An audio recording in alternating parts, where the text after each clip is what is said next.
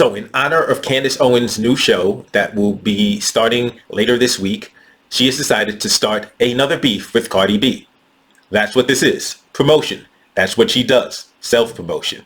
That's who she is. A grifter. Welcome to Escaping the Echo Chamber. You have Candace Owens and Cardi B now engaged in a Twitter war. Candace Owens appeared on Tucker Carlson to talk about the most pressing issue facing Americans still in the midst of dealing with a global pandemic, a economic downturn and crisis. Candace Owens has gotten to the heart of what is actually plaguing America, and it's Cardi B. Cardi B is the actual threat to America, not out of control government spending, not a global pandemic, not stupid regulations from the government locking down states and destroying small businesses. That's not the problem. That's not the issue facing America. The issue facing America is Cardi B. So she gets on Tucker and decides to start railing about how, Dr. Seuss is gone, Dr. Seuss and Mr. Potato Head are gone, and, what are we going to do? How can we live without Dr. Seuss and Mr. Potato Head? They are just vital, they are vital components to American society. We're doomed. Without, who will we go to for leadership without Dr. Seuss and Mr. Potato Head? But of course, as I discussed in my cancel culture video, that's a lie. Dr. Seuss isn't gone. Mr. Potato Head isn't gone. And clearly, even if they were, in the scope of anything, it makes no difference to people's lives. Stop it. But this is what she wants to be outraged about, because Candace Owens is one of the leaders of the outrage culture movement. She's an outrage warrior, a culture warrior. That's what she does. It's how she grifts, it's how she makes her money, it's how she remains relevant. Even though she's not really relevant, she allows herself to be deemed relevant by people who are easily manipulated by foolishness like this culture war.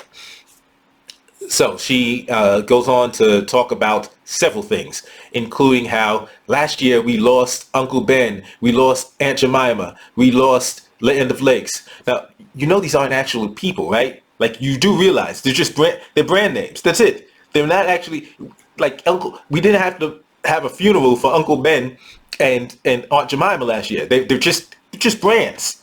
The products still remain. They've changed the name of the products in Aunt Jemima's case, they've changed the name of the product. It's still the same high fructose corn syrup labeled as actual syrup. So you don't have to worry. If you want to continue pouring not very beneficial substances on your pancakes, you're good. You have nothing to worry about. Uncle Ben's rice still exists. What are you talking about? Land of Lakes, if they hadn't said anything, if the Native American on the logo disappeared, you wouldn't have noticed. You wouldn't have cared.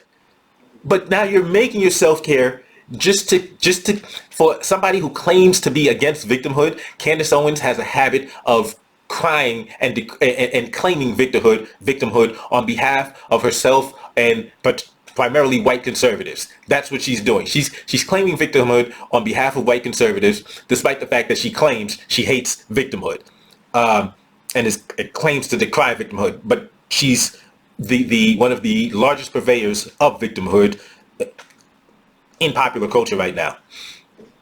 But she goes on to now say how Cardi B is the problem, because Cardi B had a performance where she simulated lesbian sex on stage, and it's like, wait a minute, you have a problem with Cardi B and Cardi B's music and Cardi B's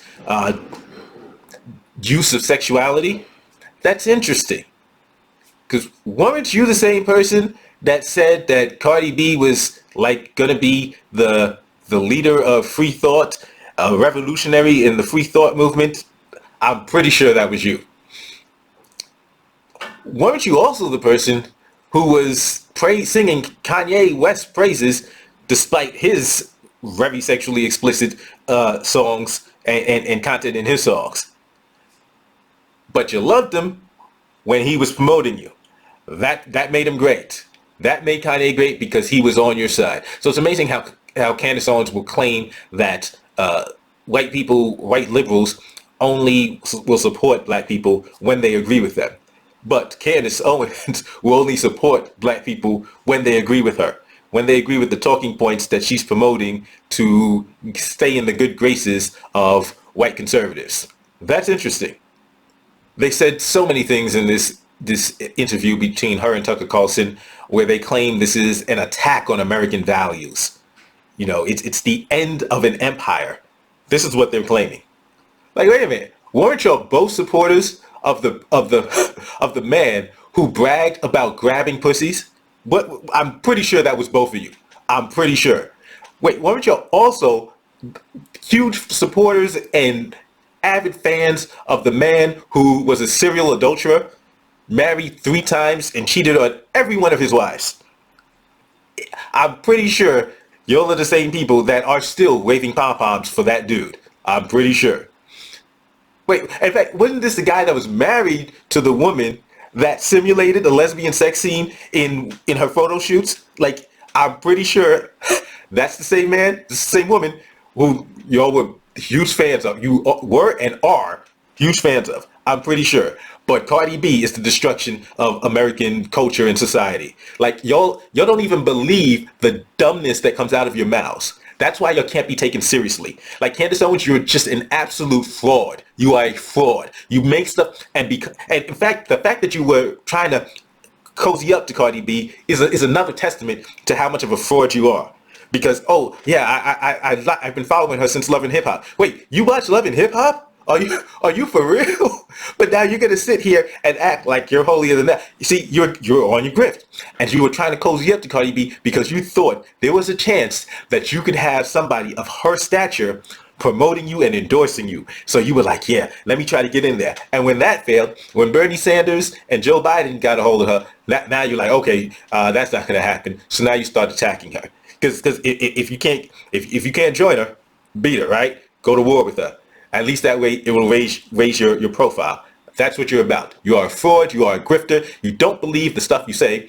And I got to call out your fans. I got to call out the conservatives, the so-called Christian conservatives that are sitting there agreeing with the nonsense that's coming out of your mouth. It's ridiculous. How can you sit here and cheer, wave pom-poms, and be asked repeatedly about how you can support, as a Christian conservative, how you can support a man like Donald Trump? Because you don't even have to say that you believe the allegations of rape against him, the allegations of sexual assault against him. Let's say, leave that to the side for now. You don't even have to look at that. Look at what's been admitted, what's been proven, what is well documented. His serial adultery, his womanizing, his bragging about fornicating. He bragged about being a fornicator. So stop it. Stop it. Miss me with the nonsense. Melania. Oh, she's so beautiful. She's such an inspiration. So you're going to sit here and say Cardi B can't be an inspiration to young girls because she's simulating sex. But when Melania simulates sex in the photo shoots, look at the picture. Oh, she's a role model. She's a role model. And the interesting thing is that Cardi B called her out on this. So Cardi B posts pictures of Melania. Like, yeah, like how can you have not a leg to stand on if you're going to attack Cardi B saying you have not a leg to stand on if you're going to attack me, and this is your hero. This is one of your heroes, Melania Trump, who, like, it's asinine.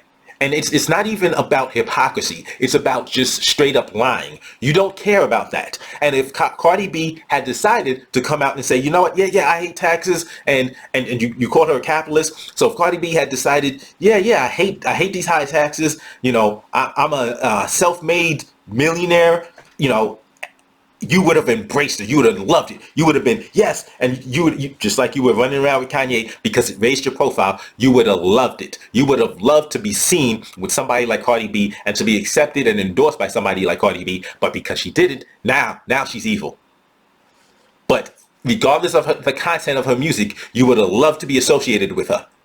But she didn't want to be associated with you. So now you sound bitter. Now you sound like Piers Morgan over Meghan Markle. That's what you sound like, Candace. You're a fraud. You're a fraud. We see you for the grifter you are. You're ridiculous. You are a liar. And it doesn't make any sense. So, if you're a supporter of Candace Owens, if you think she wins this, look at yourself in the mirror, because you can't blame Cardi B. Cardi B is younger than Donald Trump. Donald Trump was a serial adulterer, serial fornicator long before Cardi B even even took a breath of air. So, but this is your hero. Your hero was engaged in all kinds of, as you call it, perversities before. So how can you now try to blame Cardi B for what you describe as the degradation of American society, American culture? What is American culture? Are you for real? Because let's take a look at it. Let's take a look at all of these people that you idolize. Let's take a look at the behavior of the execs on Fox News. Like, miss me with the nonsense about, moral, this moral preening that you're engaging in. Stop it. If you're gonna attack politics, attack politics. If you're gonna criticize morality, you better be looking in the mirror, because y'all are in no position to be criticizing morality. Stop it. Not with the people y'all idolize. Thank you for checking out this episode of Escaping the Echo Chamber. As always, don't forget to like, share, comment, and subscribe to the channel. I'll see you next time.